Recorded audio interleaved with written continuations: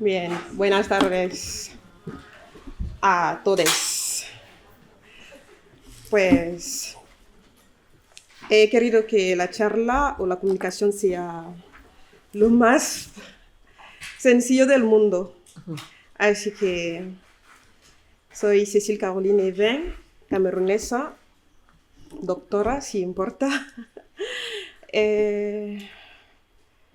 Acabo de finalizar un tercer máster en estudios LGBTQ de la Complu, un máster que para mí fue importante para deconstruir esta mirada muy binarista que tenemos interiorizado debido a nuestros espacios de vida, para ver un poco encima de la orientación y ver lo humano. Y sobre eso lleva mi charla.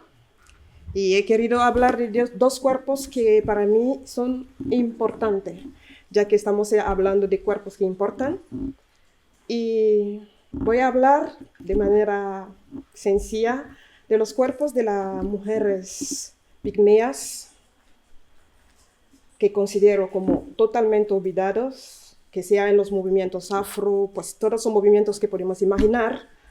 Es que para mí, estos cuerpos y la vida de estas mujeres también importan, cuentan.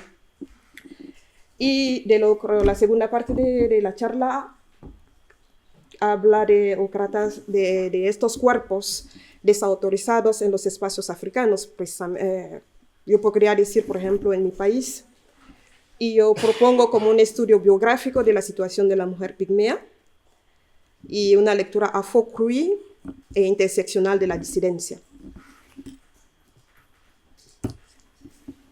Así que como ya tenemos el guión, podemos pasar directamente a nivel de la introducción de manera muy sencilla. Es que considerando el cuerpo como, pues el cuerpo desde el espacio europeo,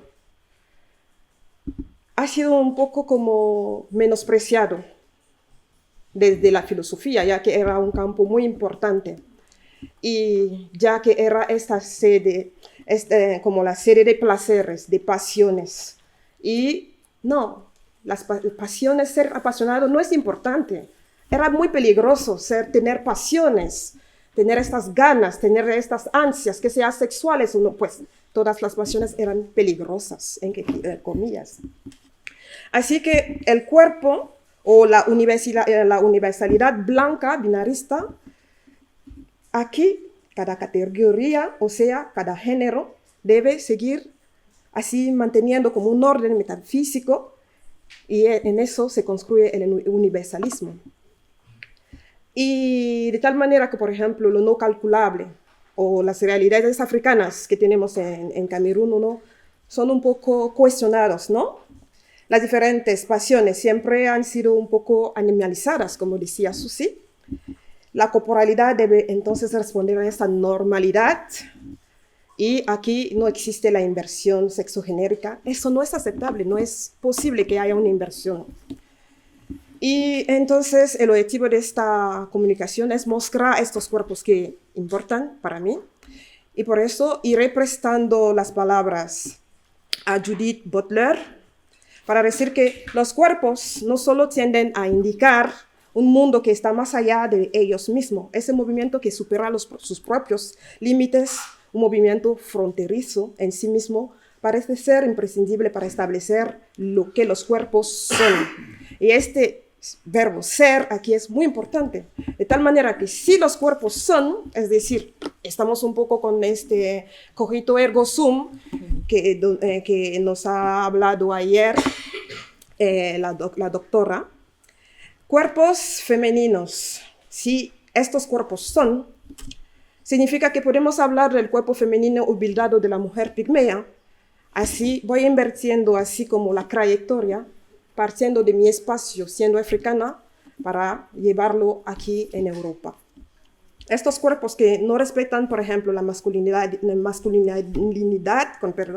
o la feminidad, y acaban siendo desautorizados, invisibilizados, discriminados, patologizados, satanizados, animalizados o asexualizados, por no ser normativo, por no llevar a la procreación, porque eso es muy importante en el espacio africano. ¿Por qué no se acepta el lesbianismo? Hay que entender el continente africano desde el funcionalismo que tenemos. Es decir, estos cuerpos, estas relaciones entre dos mujeres no llevan a la procreación. La mujer tiene que dar a luz. De ahí este rechazo, ¿vale? Así que consideramos en nuestro análisis estos diferentes dispositivos que configuran el sujeto, porque somos ante todo sujetos coloniales, nos construimos, los africanos se construyen a partir, uno, de la colonización y después de la decolonización, si hay una decolonización, si es posible que haya eso, ¿vale? Y todos estos dispositivos van así configurando el sujeto, pero señalamos que también tienden a imponer una normalidad que hemos heredado de los blancos, y lo pongo entre comillas, vais a entender a continuación. Por lo tanto, nos arriesgamos a proponer otra contemplación, convocando el cuerpo nietzscheano, y yo pongo entre comillas, donde surgen campos de relaciones de fuerzas, de deseo y de estas pasiones que yo hablaba hace un rato. De ahí la lección de este tema que iremos desarrollando con dos cuerpos marginados, pero que para mí son importantes. Así que la primera parte, entonces lleva sobre estos cuerpos femeninos olvidados, y yo empiezo hablando de la situación de la mujer pigmea. A mi parecer es que hay un montón de gente, no sé si todo el mundo aquí sabe quién es la mujer pigmea. La mujer pigmea hasta hoy en día es considerada como esta mujer que vive en la selva ecuatorial, de pequeño tamaño, aunque haya también pigmeos que sean un poco altos, ¿sabes? Entonces, sobre la situación de los pigmeos no hay muchas investigaciones o libros, pero ¿qué significa pigmeo? En la actualidad, ¿dónde podemos encontrarlos? Chema Caballero, en su libro muy interesante, que es El Yengui se ha dormido, nos proporciona una definición interesante. La palabra pigmeo viene del griego y significa de pequeño tamaño. Se usa para referirse a una serie de pueblos indígenas que viven en los bosques ecuatoriales africanos que se extienden por Camerún, Gabón, son los países donde podemos encontrar las personas pigmeas, Centroáfrica, la República del Congo, Ruanda, Uganda.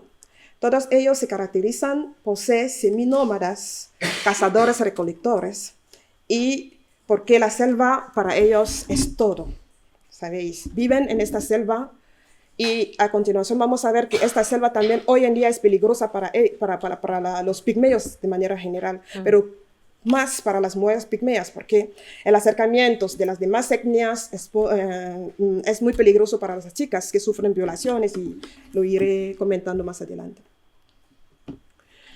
Así que la situación general es que son invisibilizados, olvidados por las sociedades, y peor aún por las autoridades de los países donde residen.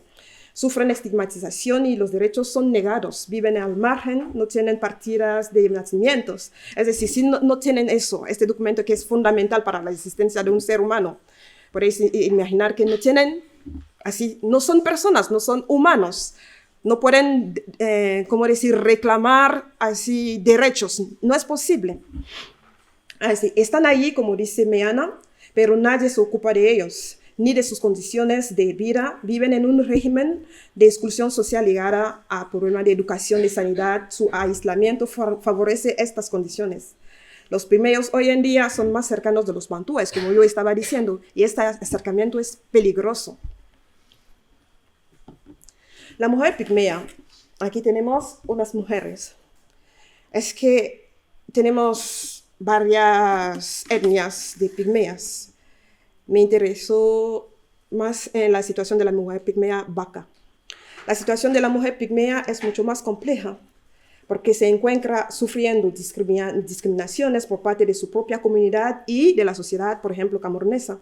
Relegada a un segundo plano, su único papel es procrear y satisfacer las exigencias sexuales de su esposo. La sociedad camerunesa, por ejemplo, destaca su situación de subalternidad, su falta de protagonismo y su analfabetismo.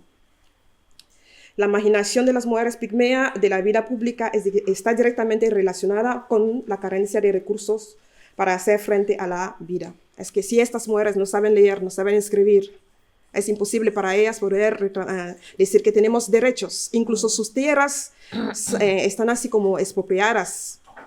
Y yo tengo que precisar aquí que las mujeres pigmeas o los pigmeos son los primeros habitantes de la selva. Es decir, que son ellos los verdaderos cameruneses, por ejemplo. La tierra de Camerún les pertenece, pero se encuentran así viviendo como animales y pues... Las mujeres pigmeas son las más que sufren la falta de sanidad. Lo que he visto en estas selvas no tiene nombre, porque dando a luz en condiciones increíbles, pero con una fuerza que no tiene palabra. Padecen de malnutrición, enfermedades sexualmente transmisibles, la desesperanza, la falta de planificación familiar, de allí los partos totalmente difíciles y el dolor de ver, pues es que en los partos sin asistencia médica, la mayoría del tiempo los niños mueren. Y podéis ver aquí cuando estaba haciendo la entrevista a las mujeres en la selva en 2021, porque yo llevo la mascarilla, es preciso recordar que quienes discriminan a las mujeres consideran que no son seres humanos inferiores, son seres humanos inferiores. Ante esta discriminación, las pigmeas se aíslan y tienden a invisibilizarse para protegerse, lo que las lleva a refugiarse en la selva y imposibilita en muchos casos su proceso de alfabetización. En la siguiente fotografía, en esta fotografía es muy importante para mí porque yo le he hecho yo misma y una de estas chicas ha sufrido varias violaciones. No voy a indicar para preservar a la chica, por parte de las personas que vienen en la selva son las empresas madereras. La chica no tenía en esta época 10 años y para mí era una barbaridad ver el número de violaciones que habían sufrido. Y desde esta ONG español, la razón por la cual estaba diciendo que desde África, pero hay una relación con Europa, no pudimos, en el cuadro del voluntariado, no pudimos dejar a esta chica en este pueblo. Y teníamos que llevarla a la ciudad para hacer un montón de exámenes y para preservarla de eventuales otras violaciones. Así que estas niñas sufren abusos sexuales y no pueden denunciar, no saben cómo hacer para denunciar. Y a los 14 años a veces tenemos chicas que tienen ya 2 niños. Pero la obra de la ONG Cerca y Lejos es muy importante porque con su ayuda algunas chicas han podido ir a la escuela y esta escolarización es muy importante porque hoy en día tenemos, por ejemplo, a estas chicas que llevan ropas que ellas mismas han podido coser. Y estas dos con uniformes una es la primera mujer pigmea que tiene un bachillerato. Y estos logros son valiosos, ¿sabéis? Y a través de esta alfabetización llegan a soñar. Y la población va a saber así en lo que he hecho. La población encuestada es que son los diferentes pueblos que hoy en día forman parte del proyecto de alfabetización de Cerca y Lejos, que es una asociación, podéis echar un vistazo por internet, de España aquí, que obra, que trabaja mucho. Me acuerdo que ya hace unos años estaba así como convenciendo a Chian diciendo, por favor, tienes que hacerte socia porque estas niñas necesitan tu ayuda y todo. Y sin pensarlo 2 veces lo ha hecho. Así que se corta algo como 10 euros a Chian cada mes para ayudar a las chicas pigmeas. Y la edad, vais a ver que las chicas que he podido entrevistar, la edad va de 12 hasta 20. Y estas chicas son las que forman parte del proyecto de alfabetización de Cerca y Lejos. Y a través de esta alfabetización tenemos entonces estos sueños y las expectativas, porque gracias al contacto con los europeos, cuando hay campañas de Cerca y Lejos, que sean los docentes, los médicos y todo que vienen para curar a las niñas, a las mujeres y a toda la población de pigmeos, sueñan. Y esta alfabetización para mí es una maravilla porque Así cuando estaba preguntando, pero con los estudios, ¿qué quieres hacer qué vas a hacer en tu futuro y todo eso? Salía docente, salía médico, salía pues todo lo que podemos imaginar, porque desde este espacio, a pesar de vivir en esta selva, es que pueden hoy en día soñar. Y vamos acabando con esta primera parte. Y lo que yo voy a decir para acabar con esa primera parte sencillamente es que propongo que haya más indagaciones sobre las mujeres pigmeas, que una enseñanza que valore la diferencia y la diversidad cultural. Es imprescindible implementar unos proyectos que ayuden a las pigmeas a deshacerse de sus complejos para integrar nuevos valores que fomenten en ellas mecanismos de aceptación y de integración. Y es también necesario concienciar y sensibilizar a etnias, por ejemplo, cercanas bantúes sobre el impacto psicológico que tienen los prejuicios y las discriminaciones sobre los pigmeos. Así que todos esos prejuicios e injusticias han sido interiorizadas, por ejemplo, por las chicas, que creen que no pueden, que así dudan de su inteligencia, de su belleza, hasta de su humanidad. Y yo uso esta palabra y lo pongo en comillas porque es una nueva palabra porque no existe un neologismo.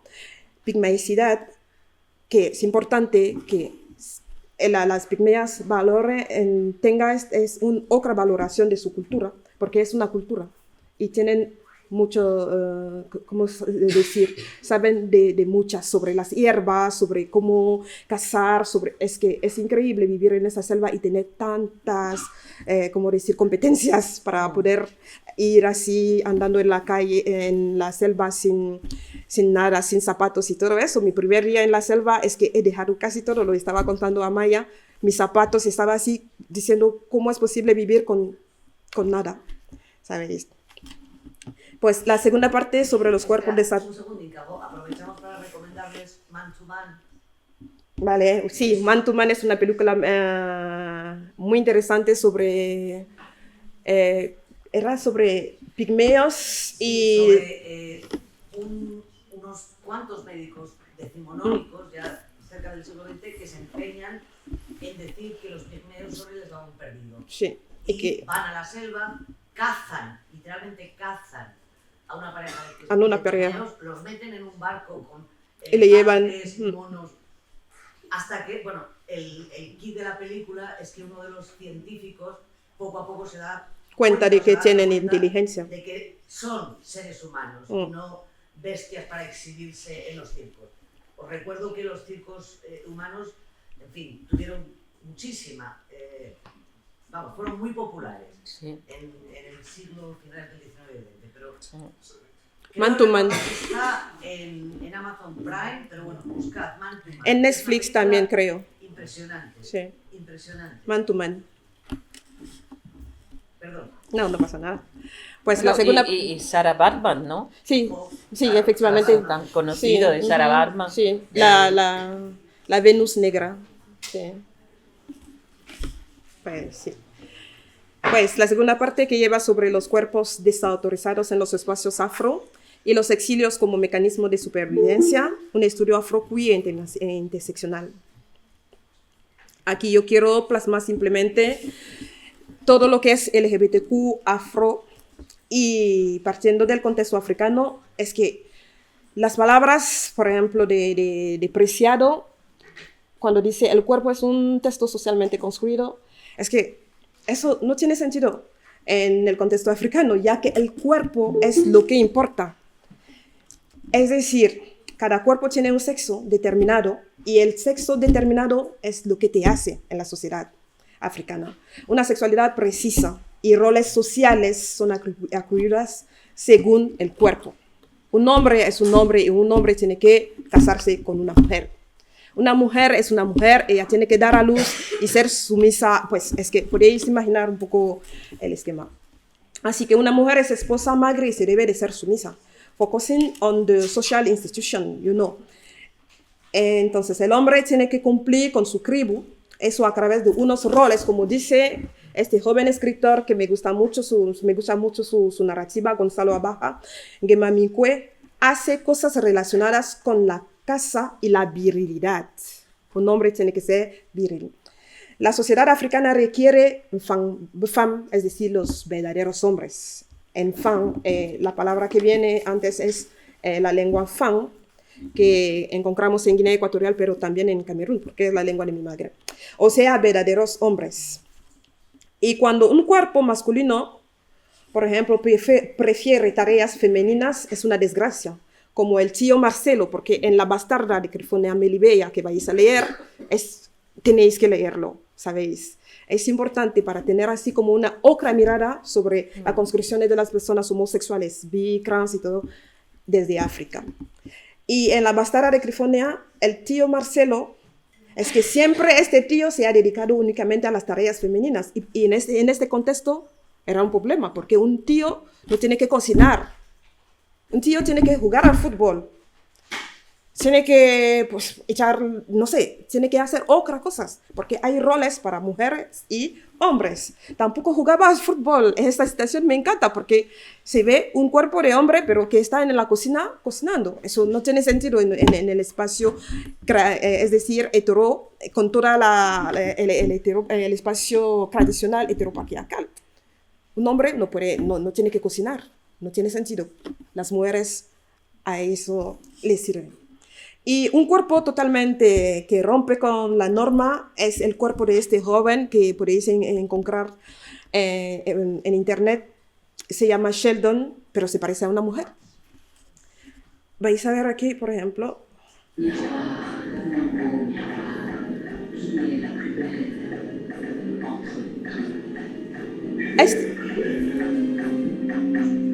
Este cuerpo es un cuerpo a problema. Es un cuerpo que es un cuerpo no aceptado en los espacios africanos. No puede ser un hombre y parecerse a una mujer. Hay una transgresión. Y vais a ver, por ejemplo, en su página, sufre insultos, y hay tantas insultas en contra de este chico, y pues ese es su cuerpo. Nació así. Es una persona.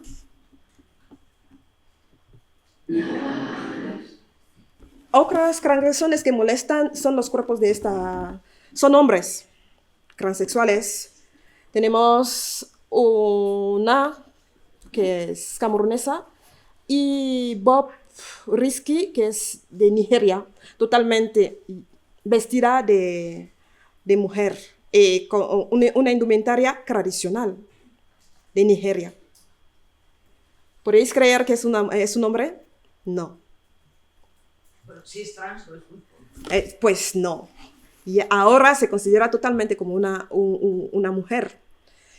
Y estos cuerpos, estas transiciones en los espacios africanos son mal vistos.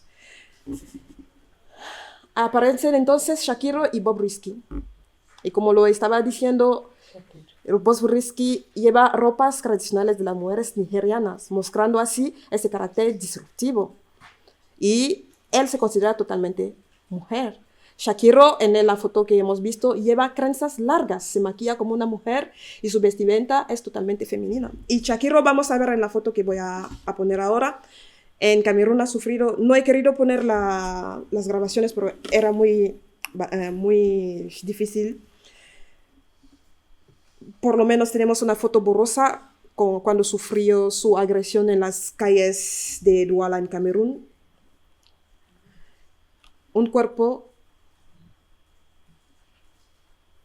que rompe con lo normal, sufre agresiones. Podéis ver. Esta chica, por tener esta atracción por la persona del mismo sexo, ha tenido que aguantar estos golpes. En su cuerpo podéis ver las marcas. Entonces, yo propongo aquí normalización e invisibilización de los cuerpos desautorizados. ¿Cuáles son las herramientas que podemos encontrar en los espacios afro? La patriarcalidad, la heteronormatividad, la tradición, la religión, la familia, porque a veces el rechazo empieza desde la familia. La patolización, pero la patolización no tenéis que ver la patolización como si fuera aquí en España. No. Hay otros procesos de patolización y de despatolización. la satanización y la diabolización. Y los instrumentos son entonces las violaciones curativas. Sí. Por ejemplo, una lesbiana va a sufrir violaciones. ¿Por qué? En la mente, como podemos leer en la obra de Crifonia la Bastarda, es que es lesbiana porque todavía no ha probado un buen pene. ¿Sabéis? Es esto. Las violencias, los embarazos, ya que sí hay violaciones, forzosamente hay embarazos. El rechazo, la exclusión social, la falta de protagonismo, el miedo, un miedo interiorizado. Y vais a ver que es a causa de estos miedos que habrá así como una relación, un vínculo con Europa, porque van a buscar espacios seguros, de ahí los exilios, ¿vale? El miedo, el exorcismo, que aquí aparece como uno de los procesos para despatolizar a la gente del colectivo. La curandería también, porque estamos en un espacio tradicional. El curandero es como un médico. Y considerando que la chica es lesbiana o este chico tiene atracción para la persona del mismo sexo, debido a que tiene un espíritu maligno. Y hay que quitar ese espíritu. De ahí el papel que pueden jugar el exorcismo con la iglesia o la curandería, debido a que estamos en un espacio tradicional. El Estado y la policía también surgen así. No sé si habéis leído la historia de la sexualidad con Foucault. Es que estas herramientas, el Estado también tiene que ver para remodelar, para que la gente sean normales. Y el Estado y la policía, la fuerza, la violencia, forman parte de todos estos instrumentos, ¿vale? ¿Y por qué yo hablo de afroqueerización? ¿Qué significa esta palabra? Es una palabra que vamos a ver, que vais a encontrar hoy en día en un montón de documentos. Es un nuevo concepto, pero es que fusionan estas palabras afro como prefijación y queer. Con Susi hemos podido enterarnos de la teoría queer, ¿sabéis? No sé si tengo que explicar todo lo que es la teoría queer. No, que no tenemos una semana. Vale. Así que, y queer para dar lugar a la palabra interseccional, ya que desvela las luchas de las personas queer en los espacios afro. La afroqueerización aparece entonces como una resistencia al sistema. Hay que percatarse al sistema, pero con la C, hablando de cisgénero. Y las herramientas de deconstrucción y destrucción de los cuerpos desautorizados implementados en los espacios patriarcales y heteronormativos africanos. Entonces, afroqueerización sería entonces como una lucha para existir en los espacios homofóbicos donde la discriminación, la segregación y las violencias de los derechos de las personas queer se han normalizado. En su libro Francis Guéna, es un nuevo libro y me encantaría que unas personas, las traductoras que hay aquí, puedan traducirlo porque está escrito en francés. Afroqueer, que salió este año, presenta el concepto como una palabra transversal y de deconstrucción de los prejuicios que sufren las personas negras en los espacios heterocoloniales y heteronormativos. Tenemos otro libro que es el de Arroyo, Yolanda, que es afro-puertorriqueña. Su libro Afroqueeridades, Calle de la Resistencia. En ese libro, esta escritora ya estaba legitimando el concepto, asimilando el hecho de ser afroqueer como un recurso a ser borrada. Entonces, la afroqueerización sería un proceso que quiere derrumbar las visiones binarias y despreciativas que la sociedad tiene hacia las identidades afroqueer para que solo sobresalga lo humano, a pesar de sus orientaciones sexuales diferentes. De ahí el vínculo que yo, en este trabajo, yo puedo hacer con esta filosofía que existe, que es el Ubuntu, es decir, ver el otro como su hermano, porque somos gracias a los demás, gracias al otro. Y el otro también puede tener una orientación sexual distinta, pero tenemos que ver el humano, ¿vale? El Ubuntu desglosando los clichés heterosexualizados, como dice Butler. En este trabajo nos preguntamos si es posible que haya una mirada por qué asociar los cuerpos de las mujeres pigmeas con los cuerpos trans, bi, lésbica y gay. ¿Por qué? ¿Cómo es posible? ¿Por qué la interseccionalidad en cuanto a teoría me da esta posibilidad de ver lo que hay como similitudes entre estos cuerpos, los sufrimientos, las discriminaciones, todo eso. Y la interseccionalidad en cuanto a enfoque que demuestra que el sexo y el género, la etnia, la raza, la clase social y la orientación sexual están así como interconectados, me ha permitido poder hacer este vínculo entre dos cuerpos que aparentemente no tienen nada que ver, pero sí. Así que la diferencia puede constituir una fuente de empoderamiento político y de reconstrucción social, como dice Ellen Grinshaw. En su libro muy interesante, que es Las imposturas del universalismo de Georgetown, que yo tengo aquí, aunque sea en francés, es un libro muy interesante, me permet dire que l'intersectionnalité consiste à prendre en compte ces logiques sociales qui se croisent de manière complexe et produisent des effets souvent invisibles et pourtant systémiques. Entonces, ¿cuáles son las similitudes que hay entre estos dos cuerpos? Cuerpos olvidados y cuerpos desautorizados. Podéis ver el estigma que sufren las mujeres pigmeas, también lo sufren estos cuerpos desautorizados en los espacios afro. La discriminación, las violaciones, los menosprecios, interiorización de la anormalidad, la animalización, como decía Susi, el rechazo social, la falta de derechos, la desprotección social, falta de protagonismo sociopolítica, la deshumanización, la desvalorización, la inferiorización.